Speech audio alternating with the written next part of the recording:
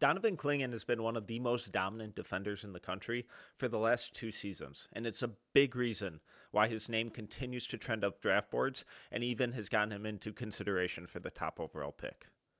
Even going back to last season as a freshman, Clingan was an absolutely dominant defensive force as a freshman coming off the bench. UConn's defensive numbers just shifted. They changed. They were a different team defensively because of his dominance. A big reason Clingan came back for his sophomore year, despite some of the late rush and early buzz for him declaring in the 2023 draft, was because there was doubt on whether or not he could do it on a bigger sample. Could he play longer minutes? Could he do it across a full season? Could he also take on more of an offensive load? This year, we found that out pretty quickly, and it was a resounding yes. Despite suffering 2 foot injuries that were unrelated in the middle and beginning of the season, Clingan bounced back quickly and continued to show that defensive dominance that we've seen from him for 2 full seasons now. The UConn center is one of the most NBA-ready defenders at the center position in the 2024 NBA draft. He has NBA size, he has NBA feet, and all of his metrics are absolutely dominant. Whatever defensive metric you want to look at with Clingan, it's going to shine. So when we look at our friends over at CBB Analytics, they mirror that exact thought process. Clingan's defensive rebounding percentage of 23.5% ranked in the 93rd percentile. His steal rate was pretty average of 1.4%, and that just ranked in the 47th percentile. But his block rate of 11.4 ranked in the 99th percentile. His Hakeem percentage, which is block plus steal rate, of 12.8% ranked in the 98th percentage. His personal foul efficiency, which is the ratio of steals plus blocks to personal fouls. So basically, how many fouls is he committing for every, or how many blocks and steals is he generating for every foul he commits. That ratio was 1.46, which ranked in the 99th percentile. So not only was Clingan a dominant defensive playmaker, but he was an efficient one at that. So he wasn't just chasing blocks. He wasn't just chasing steals and being incredibly physical. He was doing it with incredible ball location. He was doing it with great hands, great positioning, great verticality. It was a dominant season defensively from Clingan from start to finish. And then just to further emphasize the efficiency with his defensive playmaking, Clingan ranked in the 99th percentile in blocks per personal foul at 1.21. Then finally, obviously, defense and on-off numbers, their team stat. But when we look at UConn with and without Clingan, when Clingan was on the court, they had a defensive rating of 94.4, which was ranked in the 99th percentile. When he was off, that number jumped to 101.6. Still really solid, really good, but not historically dominant. That differential of 7.3 ranked in the 86th percentile. When Clingan was on the court, UConn was a dominant defense. When he was off, they were just good. All season, Donovan Clingan's defense has been absolutely phenomenal. It's one of the elite skills in the 2024 NBA draft. So, yes, there are, some hesitations about what is his real upside. Can he be this legitimate franchise cornerstone on the defensive end? Well, let's dive into the tape. We saw the numbers, but welcome to Film School. I'm Tyler Metcalf. Let's dive in. Even though Clingan's defense has been incredibly dominant for the last 2 seasons, I just want to start out with 2 quick videos that can kind of show some situations where he can find himself in trouble and that he has to clean up going forward. None of these are overly concerning. They're just a symptom of him being a massive human being. So one of the biggest concerns with Clingan is, how is he going to translate to NBA speed and defending NBA players in space? The vast majority of the season, Clingan has moved really well. He has really good feet, but the margin for error is so small, and he has to be perfect. Situations like this where he's not, where RJ Davis is coming off this DHO, and so far Clingan's in a solid spot, but he kind of gets caught in no man's land. As Baycott slips to the rim here, and Davis attacks the middle of the floor, Clingan gets caught in a square stance, very upright, leaning back, and starts to backpedal. Whenever someone this size starts backpedaling in a square stance in the middle of the floor, they're cooked. It's done. It's over. They've taken themselves out of the play.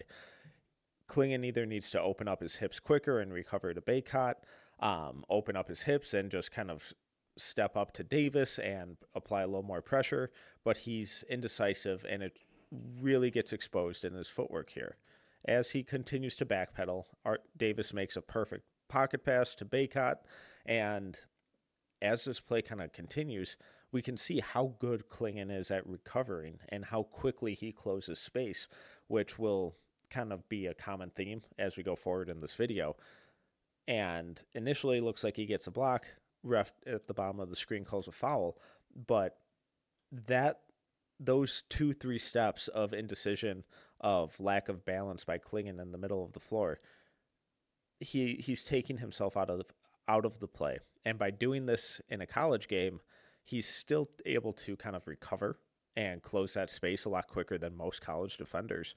But in the NBA, where it's even faster, the athletes are better.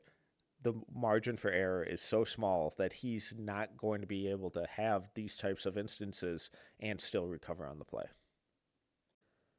And on this one, we can see how Clingan can occasionally get exposed defending in space when going against a skilled, more kind of agile opposing big.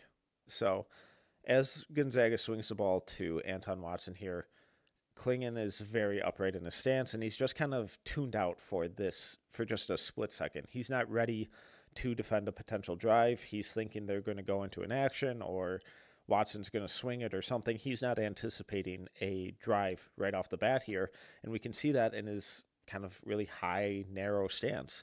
This isn't the type of stance that Clingan can afford to be in when defending a skilled big on the perimeter, and it's one of the concerns that frequently gets voiced about Clingan translating to an NBA defensive scheme and his ability to defend a more 5-out system or really skilled bigs who can attack from the perimeter. So the split second of just an unready defensive stance allows Watson to be really decisive and attack downhill.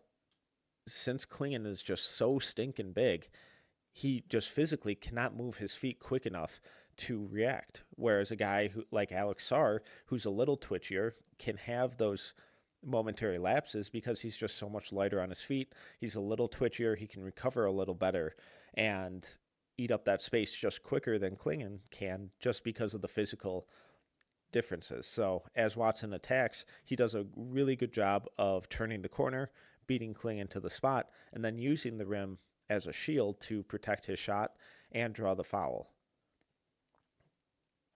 This is a really, really solid play by Watson. Clingan, again, does a decent job of recovering and really contesting the shot.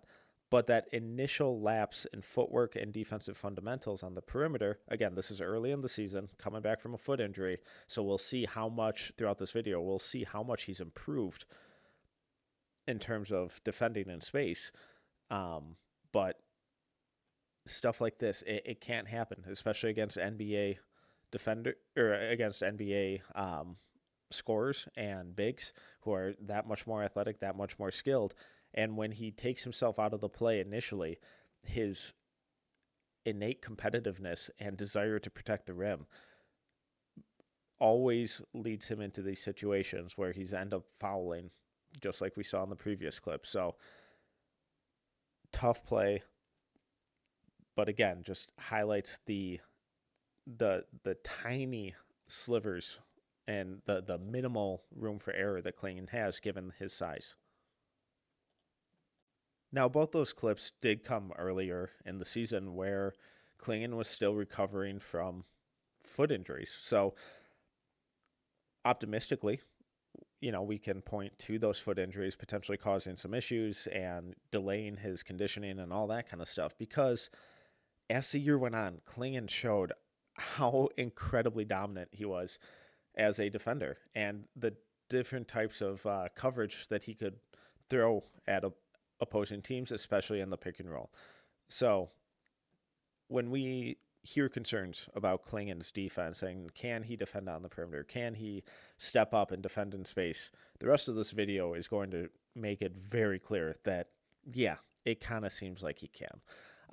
So as Creighton's going to run this empty corner side pick and roll, this is just incredibly perfect defense from Clingan. So he's just reading the play here. This is just instincts. This is just physical tools taking over, where he sees that Trey Alexander's just getting into a shot. He knows that Ryan Kalkbrenner is setting the screen and not really slipping out in time, and he's just reading what Trey Alexander's doing because of how Kalkbrenner is kind of hung up on the screen. As Alexander gets into a shot, look at how much ground Clingan covers here. Let's back it up. So on the catch, Clingan is at the elbow. As Alexander elevates into a shot, Clingan is contesting it from a few feet behind the three-point line. Alexander's at about NBA range here. That is an absurd amount of ground to eat up in 2 steps. That's a real testament to Klingan's physical size and prowess and dominance, how he's able to utilize his body to eat up space and really contest jump shots, and his timing. The fact that he's blocking this shot right on the release. Let's see if we can time it up a little better. And that ball is a few inches out of Alexander's hand. He is getting it with his fingertips, eating up a ton of space. Really, really high-level perimeter defense out of the pick and roll. But what's even better about this play is that he just kind of tips it up to himself and then has the presence of mind to catch it and immediately make the outlet pass, and UConn is out and running, and they get the easy bucket in transition. It's turning awesome defense into immediate offense, and if your center can step up and block three-pointers like that and then spark transition offense, it's a fantastic tool. Here, Clingan shows us how dominant he can be, kind of playing the center field role, really deterring shots, keeping the offense out of the lane, using his strength to not give up any space, and then really heavily contest a shot without fouling. So Seton Hall's just going to run a little Chicago action here, have their guard run off this pin down into the handoff, and Clingan is ready to meet them right at the point here. Does a really good job of showing, using his size, having his hands out, hands up, really deterring this guard from getting into the paint.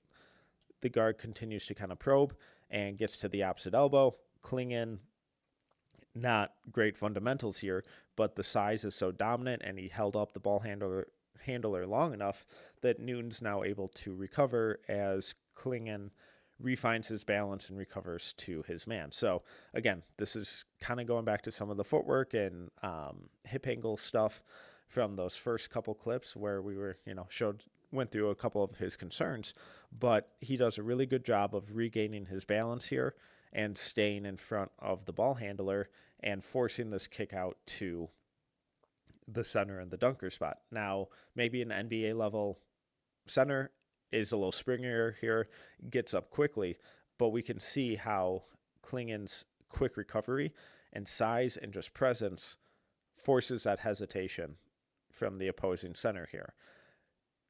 That should have been a shot right off the catch, but he's hesitating simply because of Klingan's presence. From here, he's going to try and move Clingan. Series of moves. Clingan just uses his overwhelming strength to kind of absorb the blows, stays vertical, doesn't bite on the fakes, heavily contests a fadeaway, off-balance hook shot, clock winding down, never has a chance of going in. Really just kind of dominant start to finish here from Clingan, and it just shows how his presence alone can really affect the opposing team. This may be one of Klingan's most impressive defensive possessions from start to finish, as he defends basically every inch of the floor, shows a bunch of different looks out of the pick and roll, contests shots, forces never minds, moves his feet in space, pressures the ball, from start to finish, this is a really, really impressive possession and exactly what we want from a dominant kind of defensive cornerstone in the NBA. So just from the start here, Clingan's going to be up pressuring the ball, kind of disrupting stuff, good hand right off the bat, pokes the ball loose, delays stuff a little longer. Now Creighton's not getting into what they want to run until 20 seconds on the clock. By 19, Shireman finally is getting the ball, and Clingan is still up. He's still pressuring, playing at the level, does a really good job of kind of playing this cat and mouse game as Shireman comes off the screen. He does a great job of staying on balance, moving his feet. He's positioning himself where if Shireman makes his pocket pass to Kalkbrenner, he's able to recover. Unfortunate pause here where he's a little narrow, a little upright, can improve that. But he knows that his teammates are on this weak side and that Shireman's going into them, so he doesn't have to close off his body and make it impossible for himself to recover to Kalkbrenner. And additionally, he knows that his teammate is recovering over the top and is on Shireman's strong hand. Shireman's lefty, so a pull-up with Newton kind of recovering on his left hip, a little tougher. So Clingan's in a really good spot here where he's still kind of attached to the ball handler and in position to recover quickly and not fight his momentum if he has to. As Shireman continues to drive, the hop step, Clingan repositions himself to better contest a shot if one goes up. High hand, on balance, doesn't bite on a fake. Ball kicks out, and he's immediately back to his man. From here, he's staying attached. And on the handoff here, he's in perfect position yet again. Clingan shading Shireman to the corner, and really doing a great job of disrupting these passing lanes and ensuring that there isn't an easy pocket pass to Kalkbrenner. Shireman kind of snakes through. Clock is really winding down, so Clingan knows that he just kind of has to be focused on Shireman here, especially now that Newton had to go over that screen, is a little out of the play. Clingan knows that his teammates are in the middle. If a last-second pass goes, they're going to be there to help him out. Shireman knows clock winding down, 5 seconds left. He needs to get a shot off. Things haven't gone well. Clingan's still in position, gets a really strong contest, forces the miss. From start to finish here, Clingan's balance, his footwork, his activity, the different looks that he's throwing at Creighton out of the pick and roll, out of handoffs, forcing neverminds, really contesting shots. It is really impressive stuff. And if you're still having concerns over him defending in space, I'm not sure you should. On this one, Clingan again shows us that dominance in that center field role and how effective he can be even in help out of the drop coverage and kind of adjust his coverage mid-play. So this was one of the most dominant rim protection and shot blocking performances that Clingan had and that any player had in this tournament game against Northwestern. But Northwestern's just going to kind of run the standard little handoff into a pick and roll, and Clingan's playing drop coverage. And high hand deters the shot. As the ball handler picks up his dribble here, Clingan's man is going to set this cross screen on Steph Castle. So right away, Northwestern's looking to get into the set, but Clingan did a really good job of keeping that high hand, deterring the shot, and forcing them to get into this. As Clingan goes to recover back to his man, now that he knows that Newton has recovered ball side, ball handler has picked up his dribble, his job is done, he's recovering, and he just reads and reacts. It's just, there's nothing overly complicated about it. It just shows Clingan's awareness and ability to adapt mid-play. So as Northwestern finds the cutter, Clingan is in a low stance, adjusts, opens up his hips, and times it perfectly. As this floater goes up, Clingan just swats it away. Really good job of just adjusting his hips and timing to meet that floater at the top. So just one last time in the flow of it. High hand, deters the shot, recovers, adjusts, switches, blocks the floater. Fantastic, really, really fantastic. Just display of controlling the paint and really affecting shots. So a common theme in these last couple clips and the ones going forward, especially compared to those first couple, is how much better Clingan's footwork and ability to reposition his body in drop coverage and really affect shots at the rim was as the season went on, especially compared to those first couple clips that were earlier in the season when he was recovering from those injuries. So Providence, just standard high pick and roll, drop coverage, pick and pop. He knows the scouting report here. He knows that Oduru can shoot it, but he's not really looking for that shot here. So shot fake, he's in a stance where it's like, all right, I can recover, I can contest, I can react to whatever you're doing, but I'm not panicking here because he knows the scouting report. He knows that Providence wants to immediately go into this handoff. Devin Carter comes off the screen, empty corner, and Carter makes a really, really just solid pocket pass here. And for a lot of guys, as Oduru kind of gets downhill here, he's seeing right now that he has an open lane. He's thinking this should be a dunk, this should be a layup. Look at all this space to go into, and Clingan has other ideas. So even though his Clingan stance is closed off here, and he's trying to force Devin Carter to his left, he does a fantastic job of opening up his hips, sliding his feet, and recovering to beat Oduru to the spot here. So great job opening up his hips, doesn't fight against his momentum, just lets his body kind of flow seamlessly. And then this is the key here.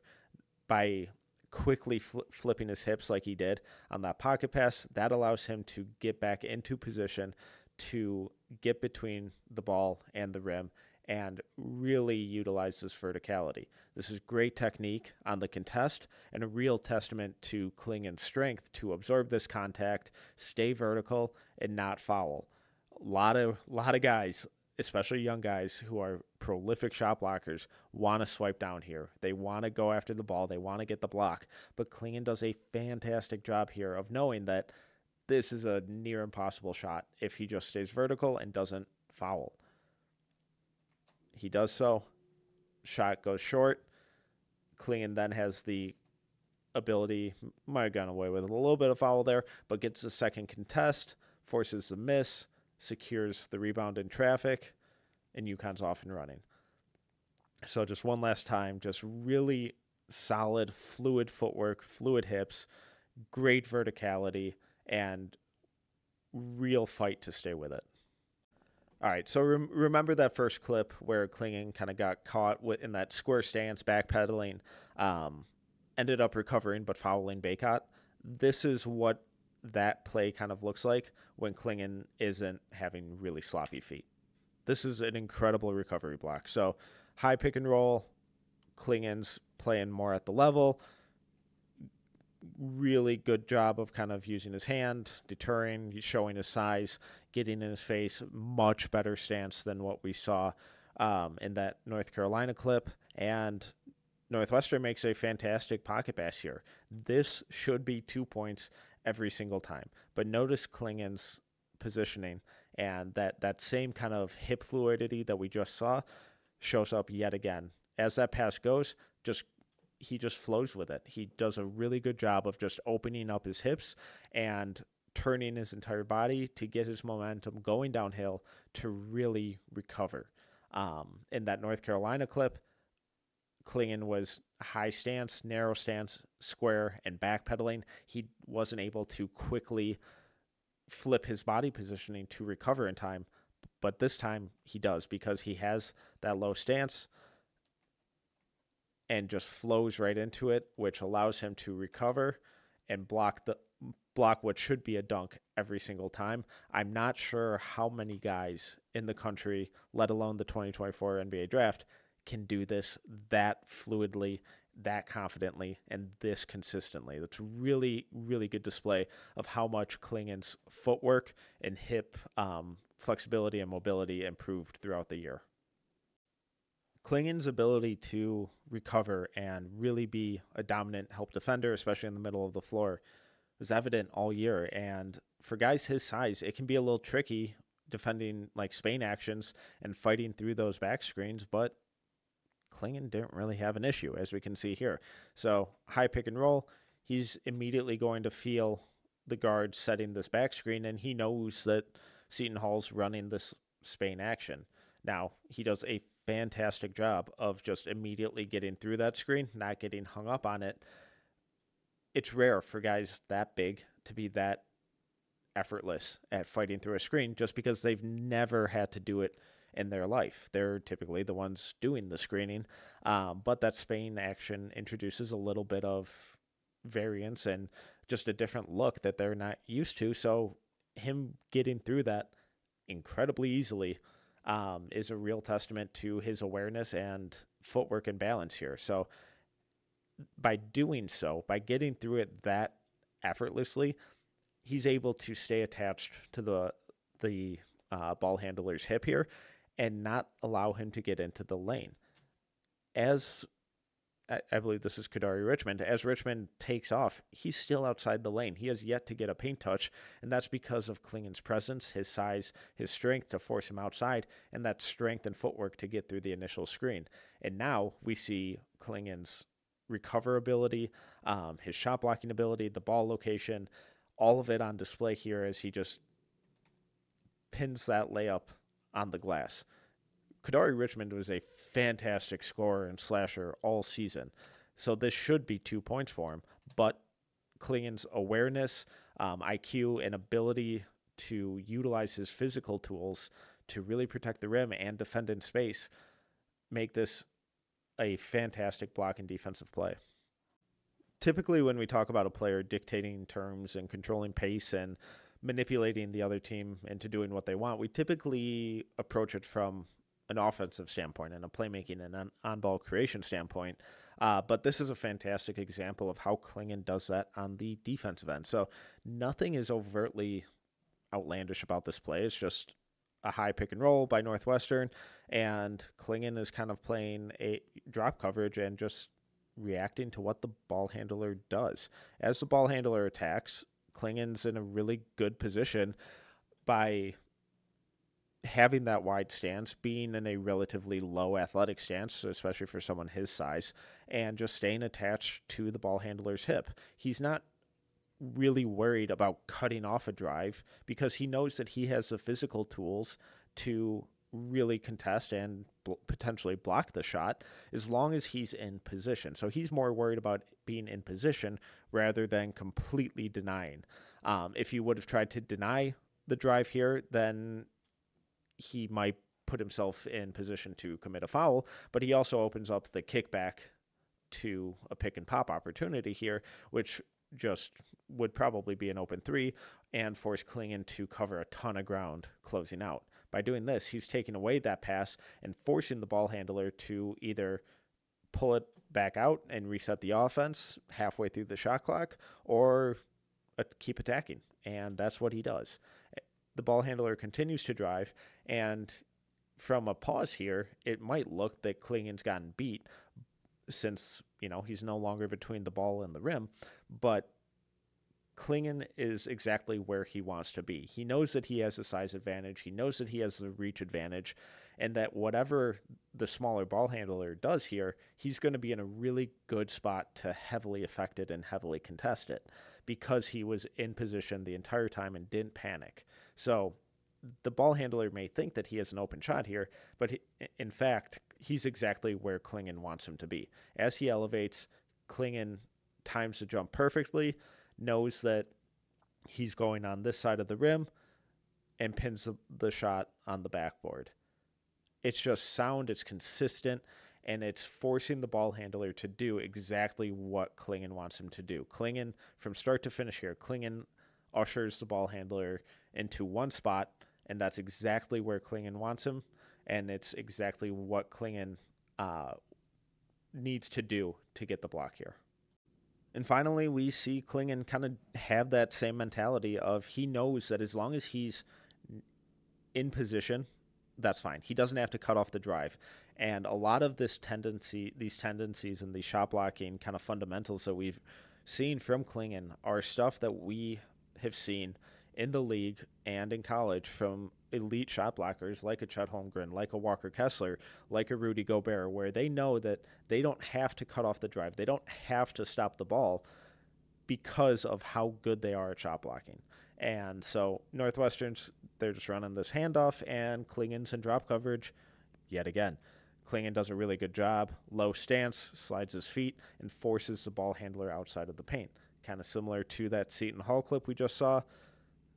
The ball handler's taking off outside the paint. Anytime you can get a ball handler to do that while still being attached, it's a win. It's a really good spot to be in as a rim protector. From here, this looks like it should be 2 points. Really good extension finish, really good job of shielding and putting that ball in a spot as far away from Clingan as possible. Unfortunately for Northwestern, as they found out relentlessly throughout this entire game, Clingan is the best rim protector in the country.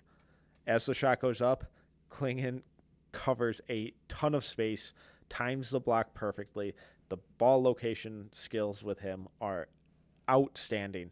Being able to meet it at the apex, get his fingers on it, pin it on the glass, and take away what should be 2 points. But all of this stems from Clingan's improved footwork, his improved hips, and his just IQ and comfort level of defending in space and knowing that as long as he's attached, he's in position to block that shot. For 2 years running, Donovan Clingan has been one of the very best all-around defenders in college basketball. If you're concerned about his ability to defend in space at an NBA level, that's fair given just his physical limitations because of how big he is.